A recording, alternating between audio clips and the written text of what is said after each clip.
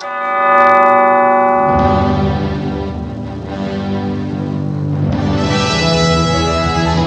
and welcome to Lunchtime Politics. First, the highlights.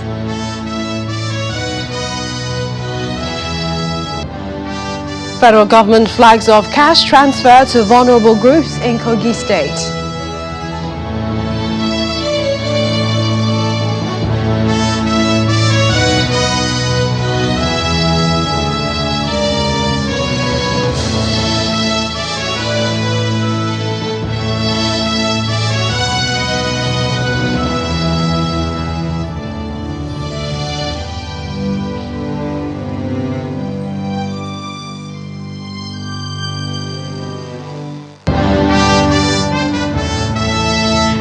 Abia State Governor Dr. Alex Othman assures of investment in the education sector, allocates 25% of state's 2024 budget to the sector.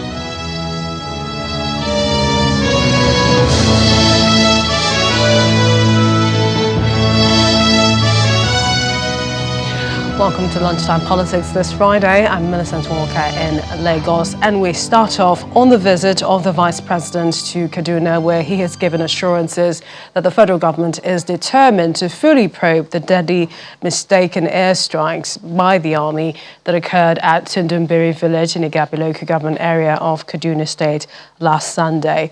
He vowed that those found culpable would be punished, at the same time promising that victims of the incident will be supported by the federal government. The Vice President gave the assurance when he visited the victims of the attack at the Barao Diko Teaching Hospital in the Kaduna State capital. It's been days since the military attack incident at Tudun Biri village in Kaduna State that claimed lives of at least 85 persons and left 87 others injured.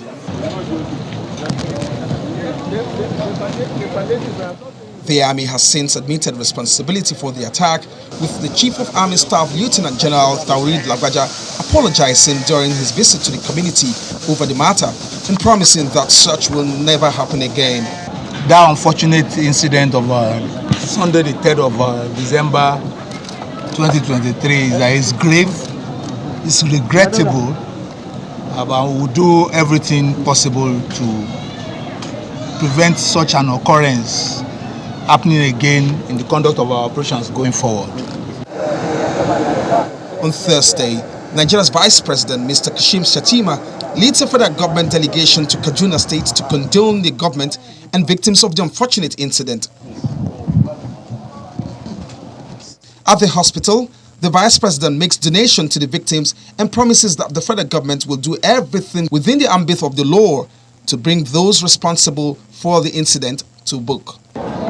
The President was deeply touched by what happened. I would like to assure the government and people of Kaduna State that the government will take all measures to protect, preserve, and promote the interests of our people.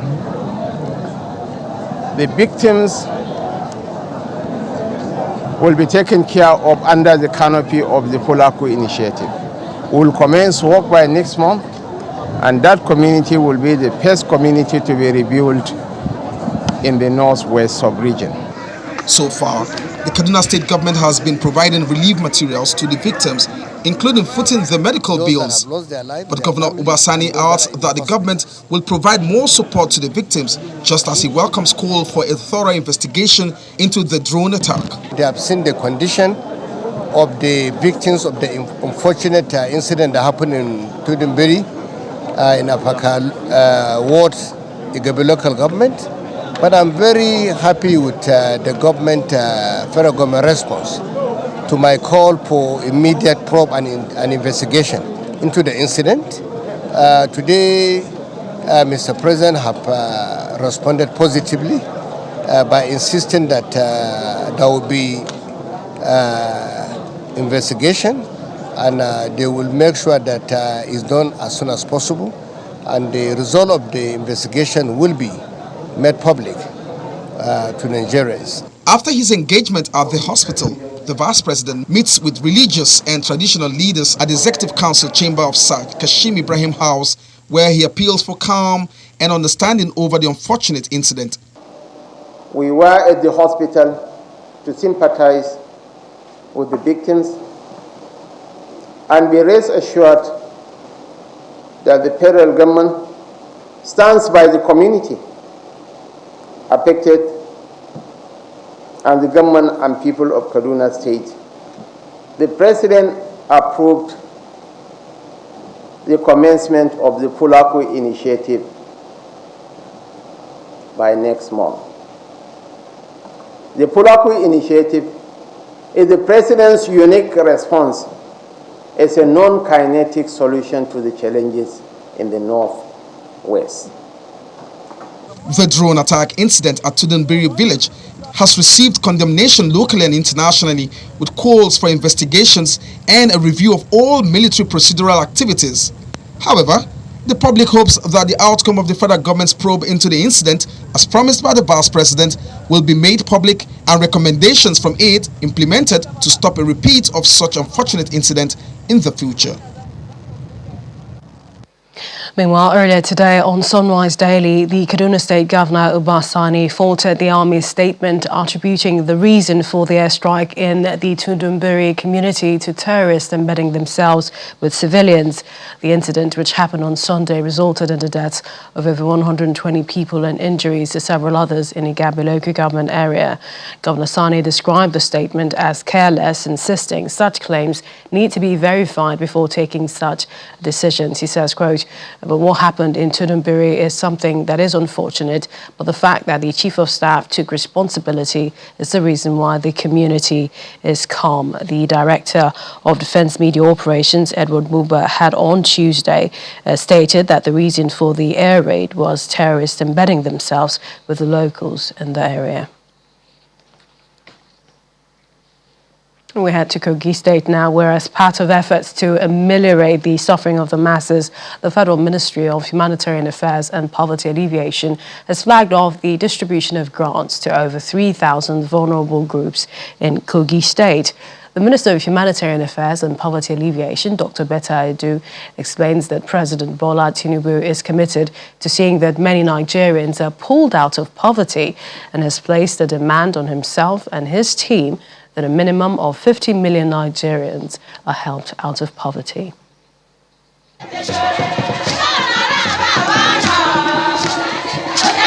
The glass hall of the government house, Lokoja, is filled to capacity with beneficiaries of the cash grant waiting for the commencement of the event. The entrance of Governor Yahya Bello, in the company of the Minister of Humanitarian Affairs and the Governor-elect, Usman Ododo, was greeted with songs and dancing from the crowd of people inside the Lugard premises.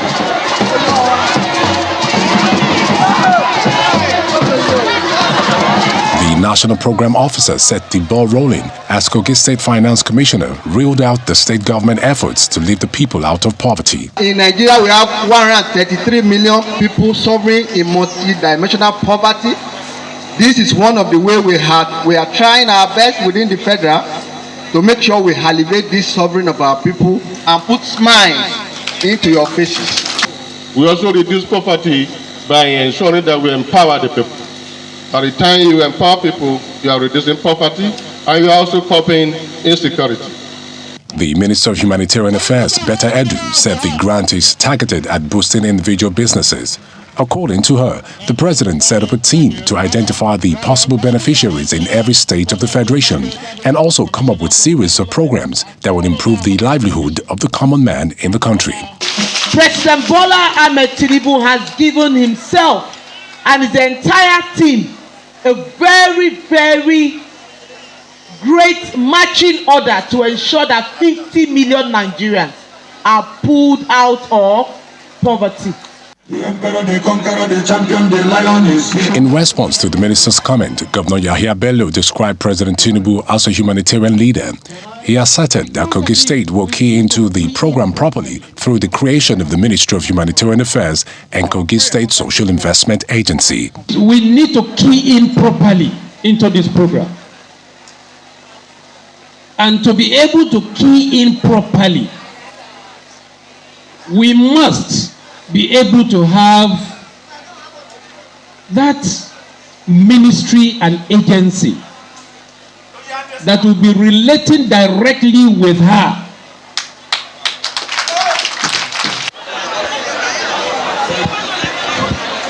It has the potential to significantly elevate individuals above poverty threshold.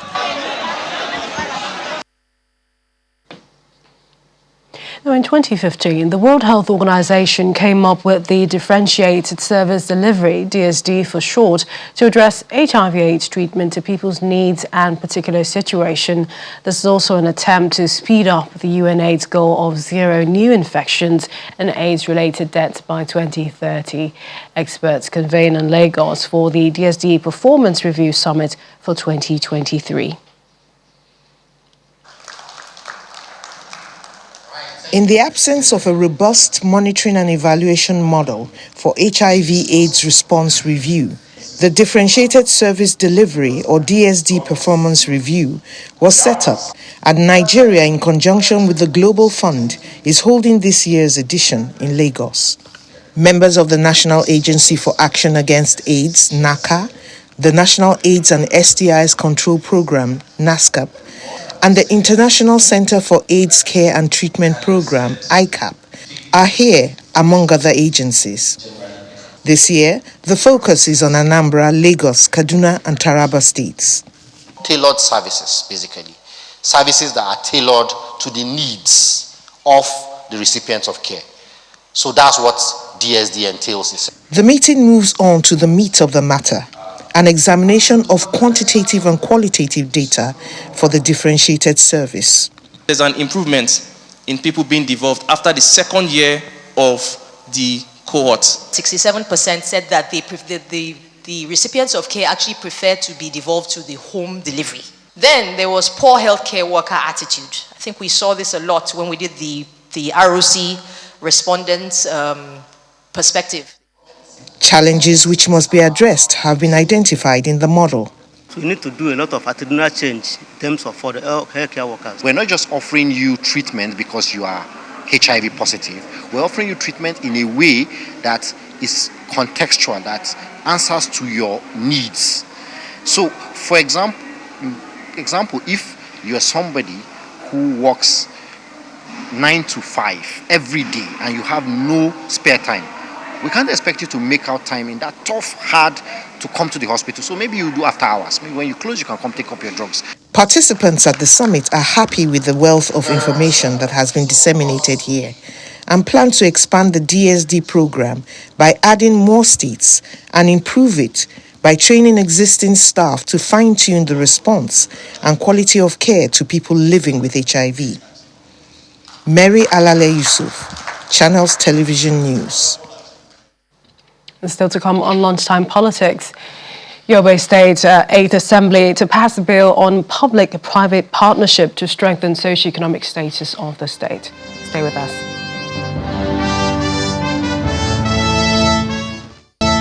Welcome back.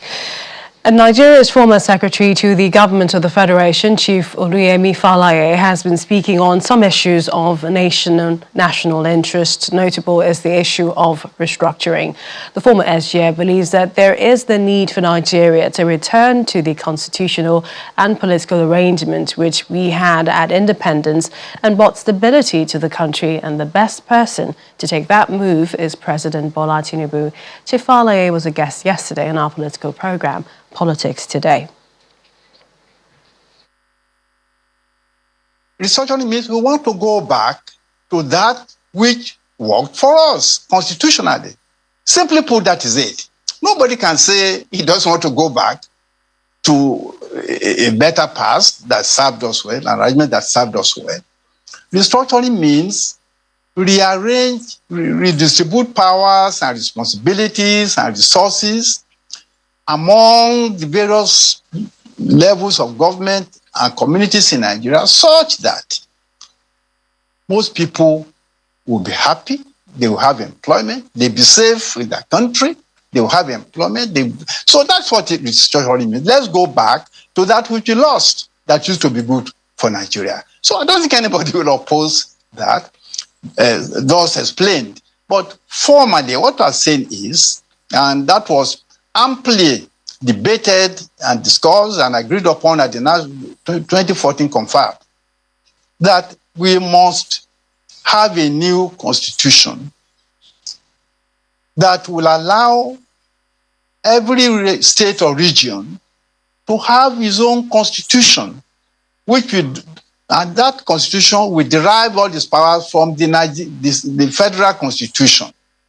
And every state will be supreme in those areas of the constitution assigned to that state constitution. I have always maintained that there must be restructuring in Nigeria. Afenifere has always maintained that most Nigerians that I met at the national conference agreed to, in fact, the report of the national conference, in my view, is a blueprint on how to restructure Nigeria. Or restructuring to change the structure of things in a given institution. In the case of Nigeria, it appears to be a host of meanings, different interpretations, and that's depending on which school of thought you align with. Well, joining us to talk more about this is Nasir Chambers, President, United Nigeria Youth Congress. He joins us from our Kano studio. Thank you for joining us on the program. We've heard a former SGF say Nigeria needs to return to the constitutional political arrangement which we had at independence. Is this something you agree with? All right. Thank you very much for inviting me, and I'm very grateful to be here. So what I want to first say is, up to now, there hasn't been any clear, view on what are we even going to restructure. Because we've been clamoring for restructuring for over years, but the reality is, what are we really going to restructure? We can't go back to the regional system. That is almost impossible. Even though I agree to a larger extent that we should give, the governors more, power so that they can be able to, execute some certain, activities within their state. But the question is, are those governors willing to, to receive this kind of power? We have seen, abuse of power from different states in different times and different locations. Example, give a governor police today, and trust me, there will be no opposition in that state. So these are the key challenges. Sometimes we have to look critically on what might happen after, taking certain decisions. Secondly, I want to, say it clearly, categorically, that we don't have the political will, to structure this country. Who among those in power today, considering their past and their antecedents, that can guarantee that satisfaction of a good governance? Which I bet I'm asking anyone who can, give me that answer. So the idea is, yes, we need to structure our country, but what are we going to restructure? That is the first thing. Nasir, many believe that the president, Bola Ahmed Tinubu, can be that person to start and begin and complete the restructuring. In 2005, the former president, General Olusegun Obasanjo, formed a committee of, I think, the PRC. But what was done after that? Of course, people will come and talk, but what is the report? Will they be able to implement that report? In 2000, Eradu also tried to do something similar to that. But what was the end game? In 2014, we have seen it categorically that in 2014, the former president, Goodluck Ebele Jonathan, there was a confab in 2014. But what was the result of the confab? Billions of naira have been spent. So that is why I told you from the beginning, there is no political will to restructure this country. So this is something that will always come and keep coming without getting any end result. So if you were to look at the current arrangement, would you say that where we are, the way things are, is best for us and we should just try to implement what we have? What idea of restructuring, would you propose? Sorry, please, come again. What idea of restructuring would you propose? Would you say it's best for us, or is the current status of things the best for Nigeria? Okay. All right. First of all, we have to look at the key things facing our country, the critical issues. We don't have leaders in our country because, first of all, beginning from party politics, who among those in those political parties have no ideology? Party loyalty in that party also means nothing. While justice from party leadership to real party members doesn't exist either. And the root cause, if we are politically right for that, what do you call it, for that, the restructuring, then it has to first begin with our political parties, which, first of all, they are not even willing to that. Secondly, looking at the local government autonomy, local government is one of the most major and most important government, arms of a tier of government. But governors today are hijacking the power of local government. Why? Because if they release power to the local government, they will definitely fight them, and they won't allow them to get the resources they need because they are too lazy for that. And so goes to the federal government. If the federal government are to release some powers, they believe politically they won't be more that relevant.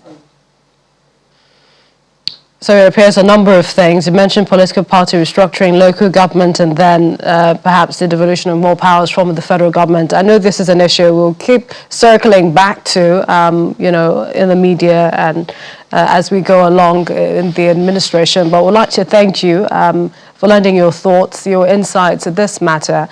Nasir Chamber, President, United Nigeria Youth Congress, joining us from our Kano studios. Thanks again. All right. Thank you very much. I really appreciate it.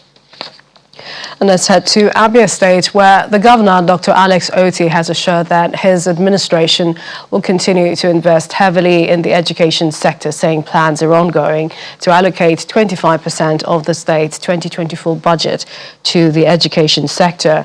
Speaking during the meeting, which had the Education Reform and Innovation team at his country home, Isialangwa local government area, Dr. Alex Othman said his administration is committed to policies that would ensure all Abia children attain their desired level of education. Obafemi Awolowo's free education policy. So while he was doing that, people thought he was stupid.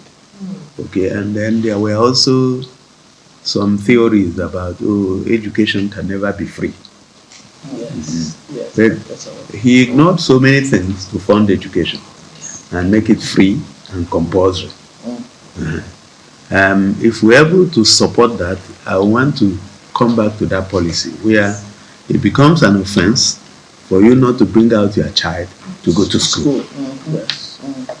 Looking at proposed budget for 2024, and I told the Honorable Commissioner for Budget and Planning that that UNESCO model where developing countries are supposed to invest 25% of their budget in education. That's where I want to be, and we have to do it. So if I have enough budget, then I can say keep your school fees, but bring out the child. It may not be at primary, up to primary level, up to secondary level. We have already seen the track record of His Excellency, the Governor of Abia State, Dr. Alex Othman, his passion for education, his determination to make a difference. And we are so thankful that we are being invited to co-labor with the entire team, fostering innovation and reform in education in Abia State. We're starting right from the foundation, the early childhood. We're going to design solutions that will transform the way our children learn through play in early childhood. And the 8th Yobe State House of Assembly has pledged to engage all stakeholders and the general public in its activities to strengthen socio-economic status of the state, as well as boost entrepreneurial skills. The Speaker of the Yobe State House of Assembly, represented by his deputy, disclosed this, Honorable Yao Dachia, at the public hearing on Public-Private Partnership Bill at the State Assembly Complex, Damaturu. He assures that the House is committed and will soon pass the bill after relevant stakeholders stakeholders have contributed their quota and when the community finishes its scrutiny. The importance of it is to see that we engage all stakeholders to participate in the promotion of businesses and other entrepreneurial programs in the state, so also to allow everybody to contribute his own quota. That is to improve the socio-economic status of the state as well as the country as well. Actually, as a committed legislative aid assembly, we are committed in improving the socio-economic aspect of the state, as well as to support His Excellency in his reform agenda, not only in the business sector or economic sector, in all sectors. So the House is very much committed. We are working around the clock from morning to evening. Sometimes we stay up to 9 o'clock in the office to see that we always finish our day's business before the next day. So as soon as the committee finishes their scrutiny, the bill will be passed within the time frame. And you've been served lunch this Friday. Thank you for watching. I'm Millicent Walker. Bye for now.